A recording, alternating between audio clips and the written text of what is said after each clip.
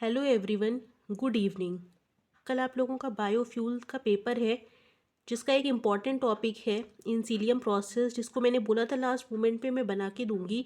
तो इसीलिए मैं ये टॉपिक लेकर के आई हूँ यहाँ पर।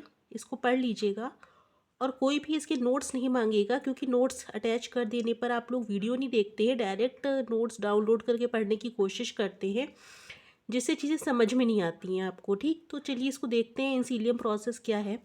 Enzyme process is a type of modern continuous fermentation that has been developed in India by NCL Pune. NCL एक लेबोरेटरी है, नेशनल केमिकल लेबोरेटरी, जो पुणे में है, रिसर्च लेबोरेटरी है, जहाँ पे ये प्रोसेस डेवलप की गई। उससे पहले इस प्रोसेस के बारे में कोई नॉलेज नहीं थी। ये एक इंडिजीनस प्रोसेस है, इंडिया में ही डेवलप्ड हुई है, इसीलिए इस पे क्वेश्चंस भी बार बार आते हैं। ठीक, तो इंसीलियम प्रोसेस में ये आपको लिखना ज़रूरी है।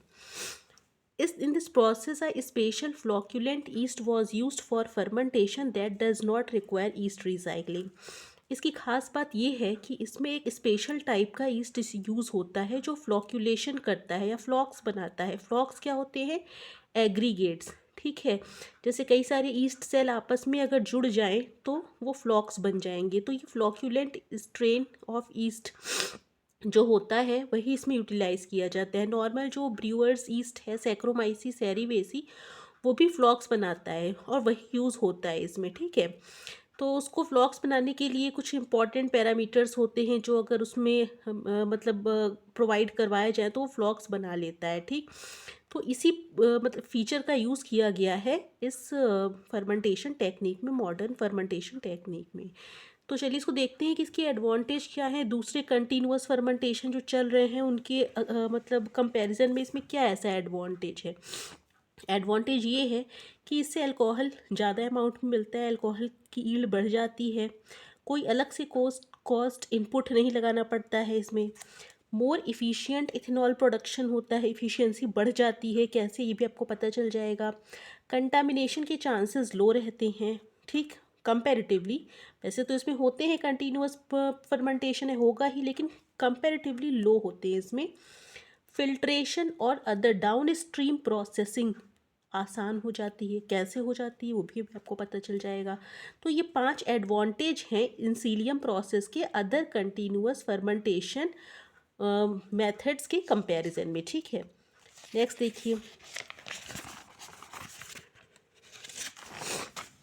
ये इसका सेटअप बनाया है, फर्मेंटेशन सेटअप। ये देखिए, इसमें क्या होता है, 2 फर्मेंटेशन टैंक का यूज़ किया जाता है। 2 फर्मेंटेशन टैंक आपको पहले से ही पता है इसमें यूज़ होते हैं। तो पहले फर्मेंटेशन टैंक में हमें क्लैरिफाइड मोलेसेस की सप्लाई की जाती है। क्लैरिफाइड मोलेसेस की सप्लाई क्यों की जाती है? अगर नॉर्मल मोलेसेस की सप्लाई की जाएगी तो उससे क्या दिक्कतें आएंगी, वो भी मैंने अभी उसमें एक्सप्लेन किया हुआ है। तो क्लैरिफाइड मोलेसेस का मतलब है मोलेसेस को क्लैरिफाई किया जाता है या साफ़ करके इसमें भेजा जाता है। साफ़ कर दिया जाएगा तो कंटामिनेशन के चांसेस वैसे भी कम हो जाएंगे। ठीक है, इसीलिए इसमें लिखा हुआ था कि कंटामिनेशन के चांसेस कम होते हैं। तो पहले वाले फर्मेंटेशन टैंक में फर्मेंटेशन की प्रोसेस होती है सारा, मतलब न्यूट्रिएंट तो मोलेसेस खुद ही है, इसमें ईस्ट स्ट्रेन पहले से रहता है। मतलब जो नॉर्मल सैक्रोमाइसिस सेरिवेसी है, एरेशन प्रोवाइड करते ही हैं। ठीक है, तो फर्मेंटेशन होता है। फर्मेंटेशन होता है तो इसका जो ओवरफ्लो है, जब फर्मेंटेशन होगा तो CO2 गैस बनेगी, तो क्या होगा, उससे राइज होगा इसका लेवल। तो ओवरफ्लो जो आएगा इसमें ऊपर, उसको हम नेक्स्ट फर्मेंटेशन टैंक में ट्रांसफ़र कर देंगे। उसमें होगा क्या, उस ओवरफ्लो में कुछ अमाउंट में मोलेसेस हो सकते हैं, ईस्ट हो सकता है। ठीक है, तो ओवरफ्लो हमारा फर्मेंटेशन टैंक 2 में चला आएगा। फर्मेंटेशन टैंक 2 में हमें अलग से किसी भी ईस्ट स्ट्रेन को ऐड करने की यहाँ ज़रूरत नहीं है।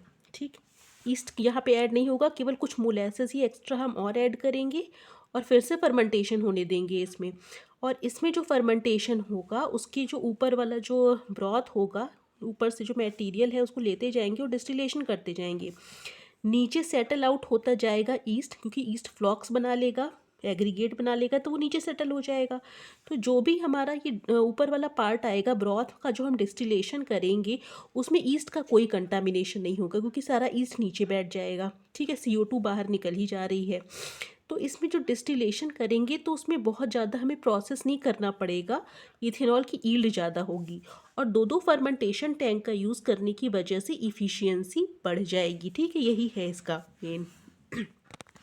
देखिए नेक्स्ट लिखा हुआ है, इंसीलियम process requires two different fermentation tank. दो डिफरेंट फर्मेंटेशन टैंक यूज़ होता है। Before entering in fermentation tank the raw material are clarified as raw molasses contains impurities and suspended matter which are undesirable and create problem during fermentation, so it must be clarified before use। क्योंकि जो हमारे मतलब raw molasses होते हैं उसमें बहुत सारी impurities होती हैं जो फर्मेंटेशन में क्या करती हैं, ईस्ट को ग्रो नहीं करने देती, ईस्ट की ग्रोथ में सप्रेशन पैदा करती हैं। तो उसको रिमूव करने के लिए क्लैरिफिकेशन प्रोसेस से उसको गुजारना पड़ता है, जिससे इफ़िशियंसी भी बढ़ जाती है और कंटामिनेशन के चांसेस भी कम हो जाते हैं। ठीक है, तो देखिए क्लैरिफिकेशन किया कैसे जाता है उसका, इस पूरा हमने यहाँ पे एक बना के रखा हुआ है, ये चार्ट जैसा, मतलब फ्लो चार्ट।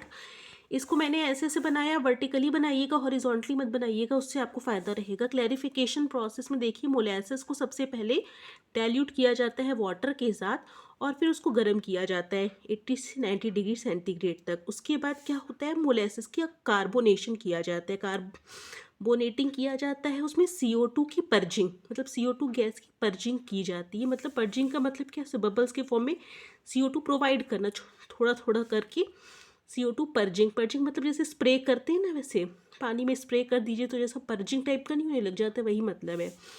तो गर्म करने के बाद मोलेसेस को कार्बोनेशन किया जाता है by addition of CO2 purging. ठीक, उसके बाद उसमें पॉली इलेक्ट्रोलाइट डाले जाते हैं और फिर कूल किया जाता है मिक्सचर को, और फिर इसको फिर से डाइल्यूट किया जाता है वाटर के साथ और फिर फर्मेंटेशन के लिए यूज़ किया जाता है। फिर देखिए, from fermentation tank 1 overflow stream containing clarified molasses and yeast inoculum is pass to next fermentation tank. जैसा कि मैंने आपको बताया था, fermentation tank does not require additional yeast inoculum but small quantities of raw material is again added. ये भी हम बता चुके हैं कि दूसरे फर्मेंटेशन टैंक में हम ईस्ट को ऐड नहीं करते, केवल थोड़ा सा मोलेसेस ही और एक्स्ट्रा ऐड कर देते हैं। Two different fermentation tank improves efficiency of fermentation. ठीक, broth from second fermentation is used for DSP to obtain ethanol. अब जो सेकेंड फर्मेंटेशन टैंक का ब्रॉथ होता है या ऊपर वाला मटेरियल होता है, उसको हम DSP या डिस्टिलेशन फिल्ट्रेशन जो भी आगे प्रोसेस करते हैं उसके लिए यूज़ करते हैं। Broth does not contain yeast contamination as yeast forms flocs. जो भी ब्रॉथ होगा उसमें ईस्ट का कंटामिनेशन नहीं होगा, तो टेस्ट चेंज नहीं होगा। जो भी हमारे अल्कोहल का, अगर बियर प्रोडक्शन कर रहे हैं, वाइन प्रोडक्शन कर रहे हैं, तो टेस्ट में खराबी नहीं आएगी। ठीक है, और डाउन स्ट्रीम प्रोसेसिंग के चार्जेस भी कम हो जाएंगे। फिर फ्लॉक्स को हमने बता दिया होता क्या है कि yeast aggregates during adverse condition. Flocs एक ईस्ट का एग्रीगेशन बन जाता है, जैसे कई सारे ईस्ट जो होंगे आपस में क्लम्प आउट हो जाते हैं, जैसे इस तरह से क्लम्प बना लेते हैं। वो क्लम्प क्या करता है, एक मेम्ब्रेन से घिरा हुआ होता है। ठीक है, प्रोटीनेशियस कवरिंग हो जाती है जो एडवर्स कंडीशन से इनकी मतलब रक्षा करती है।